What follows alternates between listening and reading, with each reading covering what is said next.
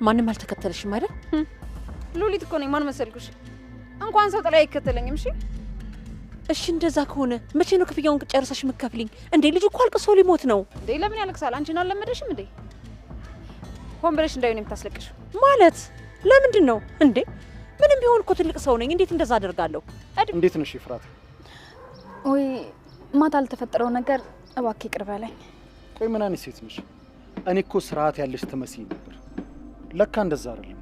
በጣም ነው የምትገርመው። ማለት ምን ይገርማል? በቃ በአጋጣሚ የተፈጠረ ነገር ነው። ለሱ ደግሞ ይሄው ይቅርታ ጠየቅኩ። በነገርሽ ላይ ሁሉም ችግሮች በይቅርታ አይፈቱ።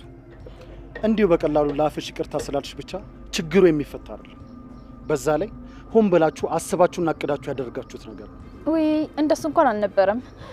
ደግሞ ተንኮል እኮ አይታሰብበትም። ዝም ብሎ የሚደረግ ተራ ነገር ነው። በዛም ሆነ በዚህ የሚያሳፍር ነገር ነው። ካንቺ ይሄንን አልጠብቅም። ስለዚህ ካሳ ያስፈልገኛል። የምን ካሳ ነው ደግሞ? በድጋሜ ቤትሽ ትጠሪኝና ትንከባከብኛለሽ። ባልሽ መኖር አይጠበቅበትም። ተው እባክህ፣ ቀለድክ። በቃ እኔ አልቀለድኩም፣ እውነታውን ነው የተናገርኩት። ቶሎ ብለሽ የተባልሽውን ብታደርግ ይሻላል። እሱም ማድረግ አልችልም። እንደዛ ከሆነ ጃኬቱን እኔ እንደሰጠሽ ለባለቤትሽ ነግረዋለሁ። አረ እባክህ ቆያ መሀል እንዴ ትልቅ ነገር ያጋጠመ አስመሰልከው እኮ። ለእኔ ከክብር በላይ ምንም ነገር የለም። እሱን ብቻ ነው ላስቀድም የምችለው። በቃ እንዲያልፏል። ስለዚህ ካላደረግሽው ባልሽ ጓደኛዬ ነው፣ በቀልድ መልክ እነግረዋለሁ። ቆይ ለምን ስርዓት አይኖርህም? ስርዓትማ እንዴት እንደሆነ በደንብ አስተምረሽኛል እኮ።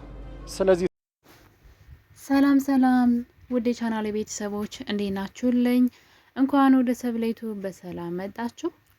ሐረግ ድራማ እንግዲህ በሐረግ ድራማ በክፍል 163 ላይ ከዛ በፊት ግን በክፍል 62 ላይ ኤፍራታ ናታን ስለቀረ በጣም ትናደድና ትሰክራለች። ቤት ብቻዋን ነበረች እና እንግዲህ ከሰከረች በኋላ ናታን ጋር ደውላ ጓደኛህን ቃል ይዘውና ቆንጆ ምግብ ሰርቻለሁ ብላው እንግዲህ እሱ ይዞት መጥቶ ነበር ቤት እና ልጁን አዋርደው ነበር ያባረሩት ከቤት ቃልን ማለት ነው።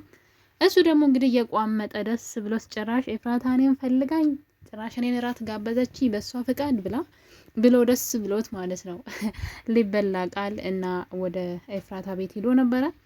ኤፉ ግን አይሆን ሆና ነው የጠበቀቻቸው። ጭራሽ እንዴት ታመጣዋለህ ይህ ሰው የዚህ ምን ይሰራል ብላ እንግዲህ ስትሰድበው ነበረ። አንቺ ከሆነሽ አምጣው ያልሽኝ እና እኔ በሩ ድረስ ነው እንጂ ቤት ውስጥ አምጣው ብያለሁ ብላ እንግዲህ አስወጣልኝ ብላ ከቤት ስታስባረረው ነበረ። ቃል እንግዲህ ለክብሩ የሚጨነቅ አይነት ሰው ነው። ትንሽ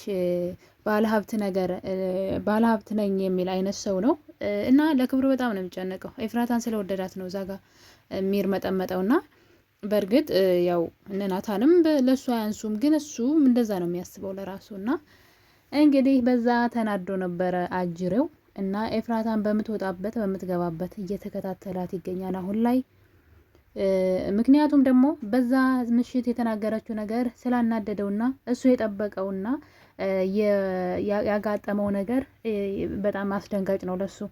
እሱ የጠበቀው ኤፍራታ እራት ሰርታ እሱን የጠራችው ነው የመሰለው እና እንግዲህ ከሷ ፊት ለመሽኮርመም ነበር የሄደው። እሱ ነገር ሳይሳካ ስለቀረ ቃል በጣም ተናዷል። ስለዚህ ኤፍራታን መንገድ ላይ እንግዲህ ወደ ፖሊስ ጣቢያ ወንድሟን ለመጠየቅ እየሄደች ባለችበት ሰዓት መንገድ ላይ ጠብቆ ያገኛታል እና እንግዲህ ላደረኩት ነገር ይቅርታን ያላስታውስም ብላ ነበር እሱ ግን ሆን ብላችሁ ተማክራችሁ ነው ይሄን ነገር ያደረጋችሁት፣ ስለዚህ ካሳ ፈልጋለሁ ሲላት እንግዲህ ኤፍራታን ተደብቆ መንገድ ላይ ጠብቋት ማለት ነው። ካሳ ፈልጋለሁ፣ ካሳ ደግሞ የምፈልገው አለ ባልሽ በሌለበት ቤት ውስጥ ምሳ ትጋብዥኛለሽ አለ። ታያችሁ እንዴት ማለት በተራ ነገር ማስፈራራት ጀምሯል። ጃኬቱን እንግዲህ እዚህ ቀደም እሱ እንዳለበሳት አልተናገረችም፣ አታውቀውም የሆነ ሰው ነው ብላ ብትልም ነገር ግን ተከታትሏት የማንን ጃኬት ለብሳ እንደነበረ አውቋል። ያው በግልጽ ነገሩን ስላላወሩበት ነውና አሁን ላይ ቃል ያንን ነገር ለባልሽ እነግረዋለሁ፣ ጃኬቱን የኔ እንደነበረ ለባልሽ በጨዋታ መሀል አድርጌ እነግረዋለሁ፣ ያለዛ ግን ቤትሽ ባልሽ በሌለበት ምሳ ጋብዥኝ አላት። አያችሁ ይሄኛው እንደማይሳካለት ስላወቀ ነው። በልጇ ሊያስፈራራስ ነበር ሀሳቡ። እሱ ነገር እንደማይሳካለት ስላወቀ አሁን ላይ ደግሞ በሌላ መጥቷል እና ጃኬቱን እኔ እንደሰጠውሽ እነግረዋለሁ ለባልሽ።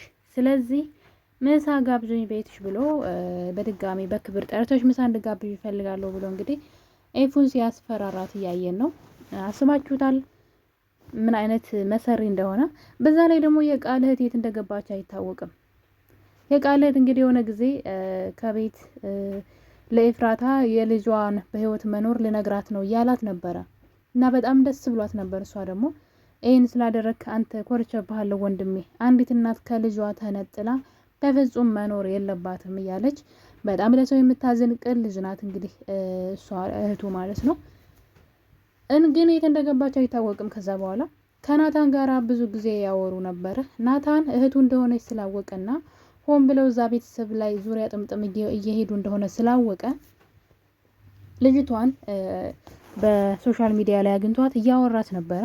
እንደውም በጣም የሚጠቅምሽ ነገር ልነግርሽ ፈልጋለሁ በአካል እንገናኝም እያላት ነበር።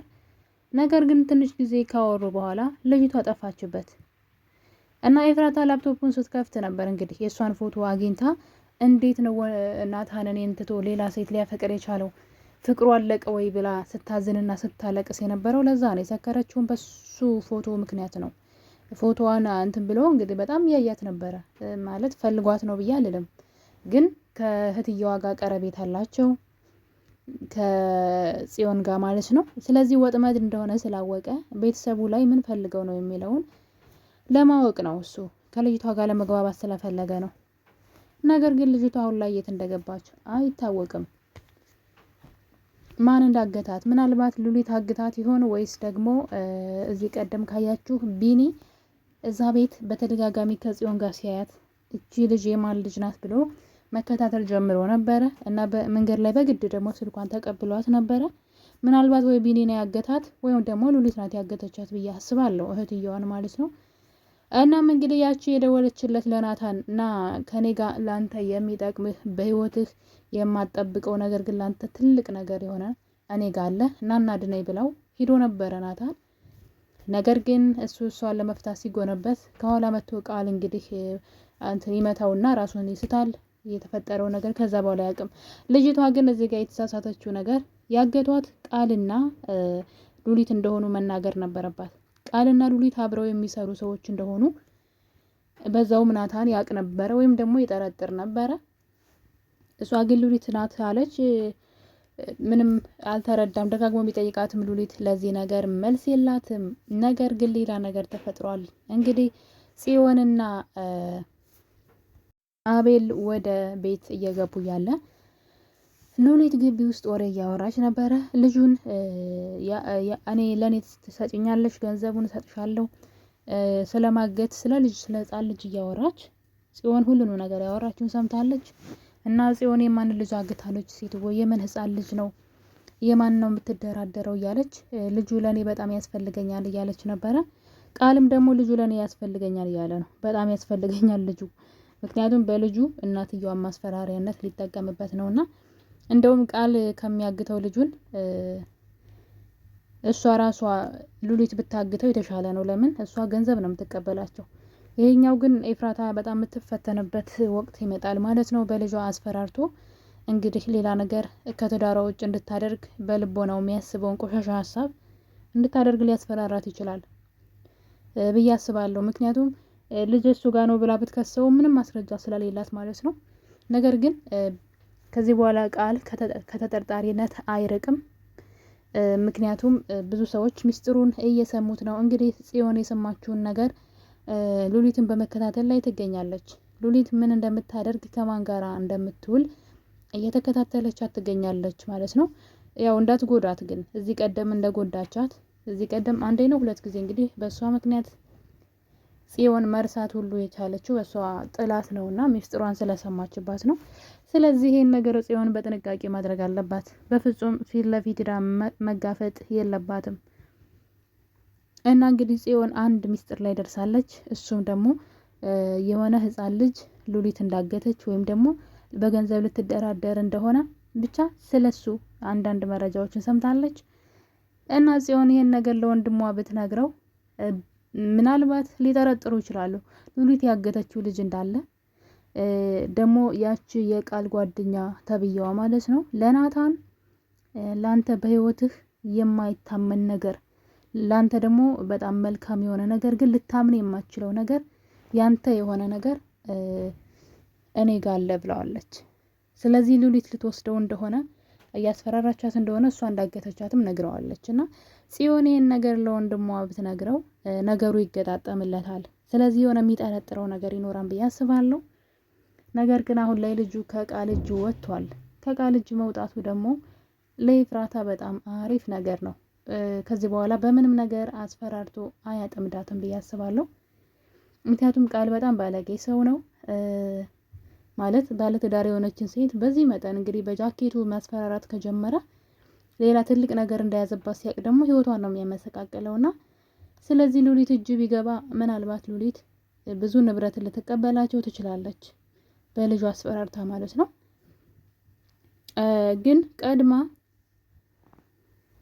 ጽዮን ልትደርስባቸውም ትችላለች ምስጢራቸውን። ምክንያቱም አሁን ላይ ምስጢራቸው በጣም እየተንዛዛ ብዙ ሰው ጋር እየደረሰ ስለሆነ እንግዲህ በቀጣይ ጽዮን ነገሩን ከደረሰችበት ብዙም ፈተና ሳይኖረው በተለይ ኤፍራታ ትፈተናለች በዚህ ነገር ብዬ አስባለሁ። ገንዘብስ ችግር የለውም መልሶ ይተካል። ነገር ግን በክብሯ ከመጣባት ነው እንጂ እና የኔ ውድ ቤተሰቦች እንግዲህ ቃል ተብየው ኤፍራታን እያስፈራራት ይገኛል። በትንሹ በዚህ በተራው ነገር ማለት ነው። ልጁን አግቶ እሷን ሊጠቀምባት የፈለገው ነገር እንዳልተሳካ ሲያቅ አሁን ላይ ለባልሽ ከኔ ጋር እኔ ጃኬቱ እንደሰጠውሽ ከኔ ጋር ተገናኝተሽ እንደነበር አይነት ነገር እነግራለሁ ብሎ እንግዲህ እያስፈራራት ይገኛል። ኤፍራታ ግን የራስ ጉዳይ ብላ ትታው ሄዳለች። የኔ ውድ ቤተሰቦች ሐረግ ድራማ እንግዲህ ናታንና ኤፍራታ ልጃቸው በህይወት እንዳለ ሊያውቁ ትንሽ ነው የቀራቸው። ይህን ነገር ጽዮን በድብቅ በደንብ እየተከታተለች ከሰራችው በቅርቡ ልጃቸው በህይወት መኖሩን ማወቃቸው የማይቀር ነው። ያው እነሱ ሙቷን ብለው ተስፋቸውን እርማቸውን አውጥተው ተቀምጠዋል። በእርግጥ ግን ይህ ነገር ለእነሱ በጣም ትልቅ ነገር ነው። ጽዮን ይህን ነገር ትደርስበት ይሆን? በቀጣይ የምናየው ይሆናል። ሁላችሁንም አመሰግናለሁ። ቸር ቆዩልኝ።